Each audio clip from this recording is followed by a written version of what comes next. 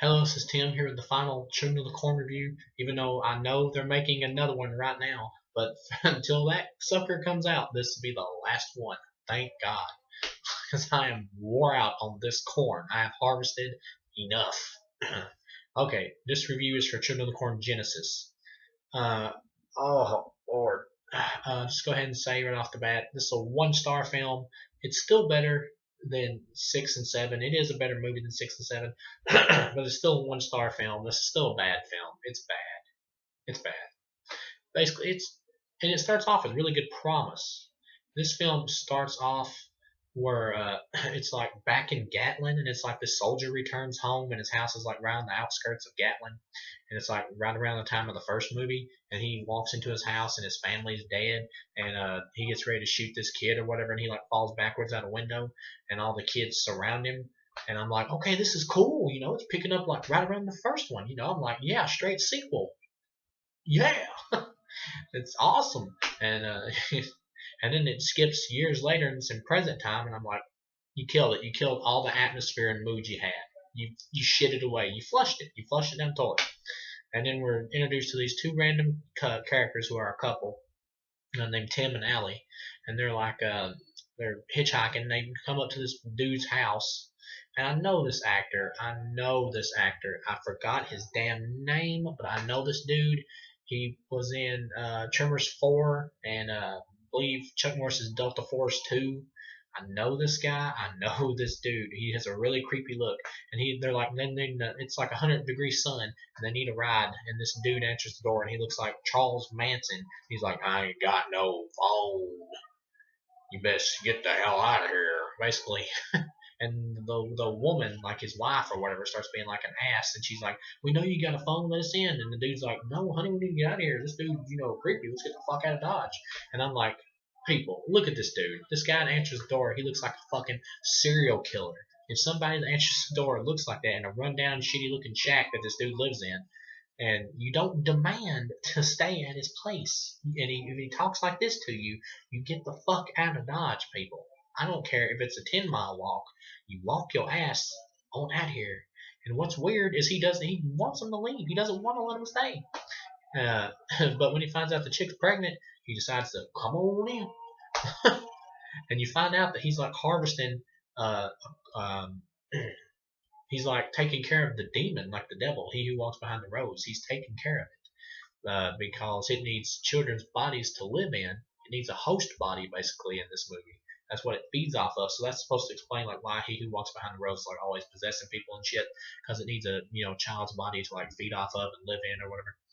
But so basically what he's doing is getting like getting children, or he's ordering like mail order brides, and he's getting them pregnant, and he's taking the kids, and he's letting the demon possess them, or the devil or whatever, and he's feeding that life energy of that child to it, and then it jumps to another one and over and over and over, and he just keeps it going.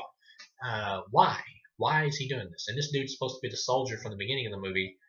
Um, why is he still alive? He makes up some excuse like, evil begets evil or whatever, and I guess the devil thing saw some potential in him and it wanted to use him, but it just comes out of nowhere. There's no character development to this point. How the fuck did we get here?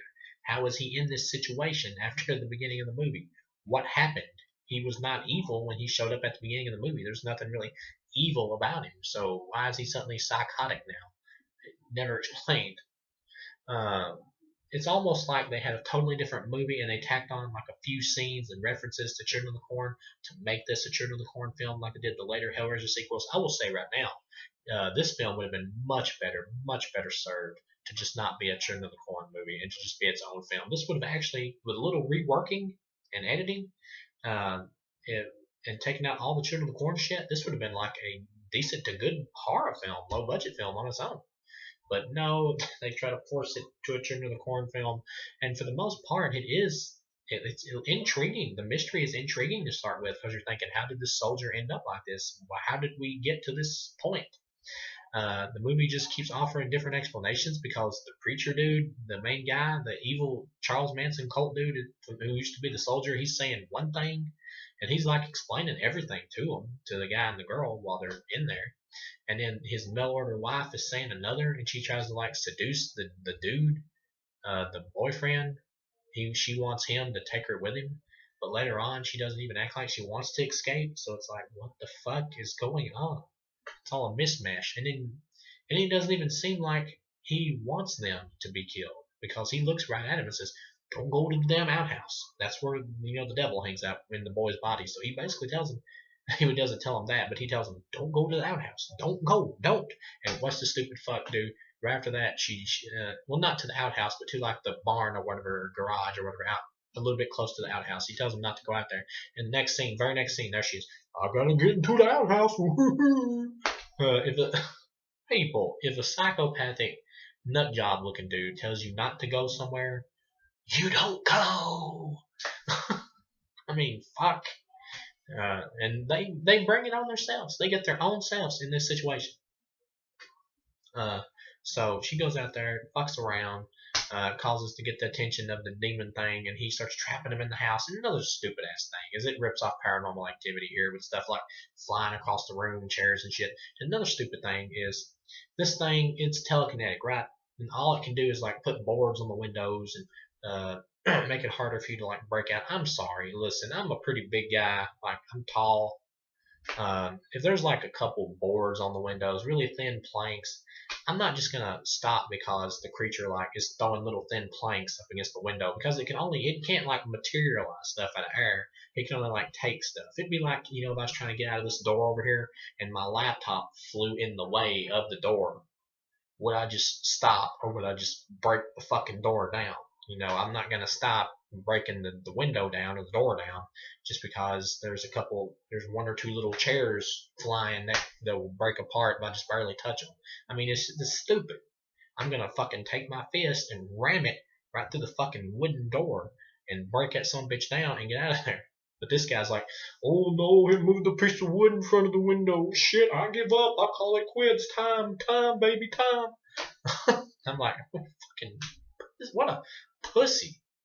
And then, anyway, after that, they actually do manage to get out, because you do get a neat scene where this cop shows up and he like flies up in the air all at once, where I guess the creature made him just fly up in the air. That was kind of a neat effect. I like that. But they actually do get out. They run out and they take off in the cop car. And then you got this other scene where it just so happens the mail order bride is taking the kid like a little toy car set thing that she bought him. And it's just pure coincidence that the car set that she bought him matches perfectly this vehicle that's on the highway that they're on, the interstate or whatever.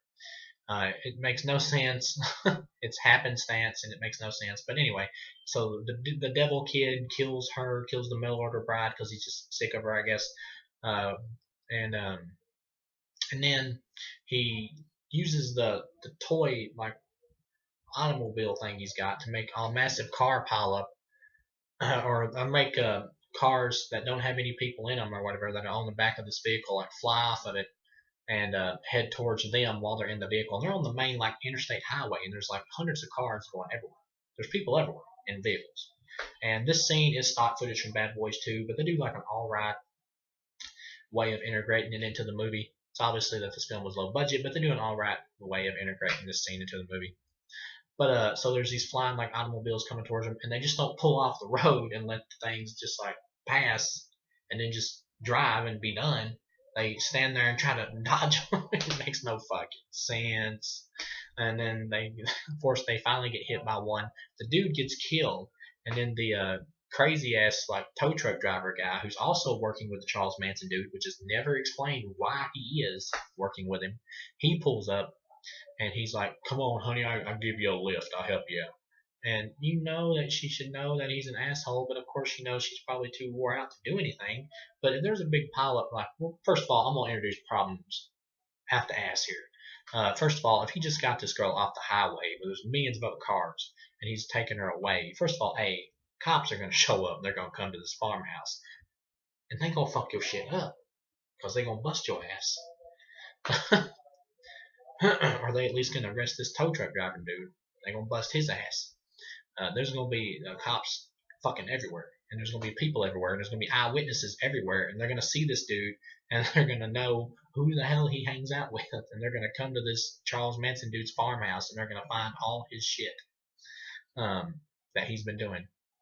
So he just brings her back to the farmhouse. She just gets out of the vehicle, and it doesn't even seem like she's in a trance or anything. She just like walks up to the little kid in the outhouse. I mean, not in the outhouse, but in the barn or whatever garage. She just walks out there to him and just like sits down next to him and just like puts her arms around him. And she's just like looking at the camera, and then she's making like a crying noise, like she's really hurt and depressed. And then it just goes off while the camera's focusing on her face, and it's just like, wait, what?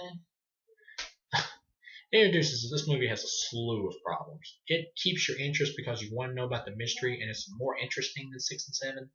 But after a while, it just grates on your nerves, and then you realize this is not really a Children of the Corn movie. It's not. It's a movie with Children of the Corn tacked on, and just really badly written in parts, and just not explained in others. And the worst part is nothing is explained enough. I watched this movie straight through, paid perfect attention. I still don't understand what the fuck is going on. This guy was a soldier. He was a normal dude, and now he's working with Satan. I'm like, why? And he makes it seem like he doesn't even want to work with this thing. Like he doesn't even want to be associated with He Who Walks Behind the Rose. And he even tried to not let anything happen to these people. So I'm like, what the fuck? Why is he staying there then? Why is he even having anything to do with this thing? Why doesn't he just fucking leave? Why doesn't he just leave? Just leave.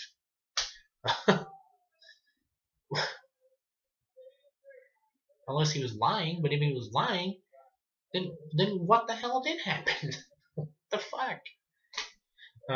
Anyway, this is a 1-star film. It's better put together than 6 and 7 with a more interesting story. But when it's bad, it's really bad, and it's obviously just not. And it's not a Children of the Corn movie. It's a forced script trying to take it and put Children of the Corn elements in it to make it a Children of the Corn movie. I know they're doing another film, Children of the Corn Runaway. I think is what it's called. That's kind of a really stupid title, to be honest. I think that's the title of it anyway. And I have no idea what you can do with another sequel to this franchise. I have no idea. I've finished all the films. Let's take a look at this logically. Part 1, it's like a decent, movie. It's the best in the franchise. Part 2, it's like an okay, movie, whatever. Time waster, basically. Part 3, enjoyable, decent, enjoyable, schlocky, cheesy, fun movie. Okay, first 3, I'd be like, I can watch and be like, oh, okay. And the first 3 connect together well. There's an ongoing story in those, so it's not that bad. And then part 4, standalone movie, kind of like Halloween 3: Season of the Witch, but not a bad movie. Perfectly enjoyable, but not anything to write home about. So it's like, well, And then part 5, passable movie, not really necessary, but could kill a little bit of time. So you're like, well, maybe I'll give number 6 a shot. 6 blows. 7 blows. The remake blows. This one blows. Every later sequel sucks. It's hilarious. But I say stick with the first 3. If you want to watch, the first one's the best. But if you want to watch more than part 1, stick with the first 3. Those are like an ongoing story right there. Stick with the first 3. You can have some fun with those. And if you want to watch any more, go to number 4, which is a standalone movie. It's not even a Children of the Corn movie. It's not. It's its own movie. It's just in the franchise. But if you want to watch like another movie in the franchise, go to that one. It's an enjoyable movie.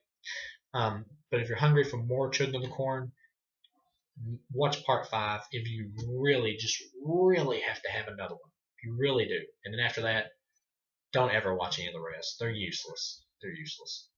So I'll see you guys again with next review.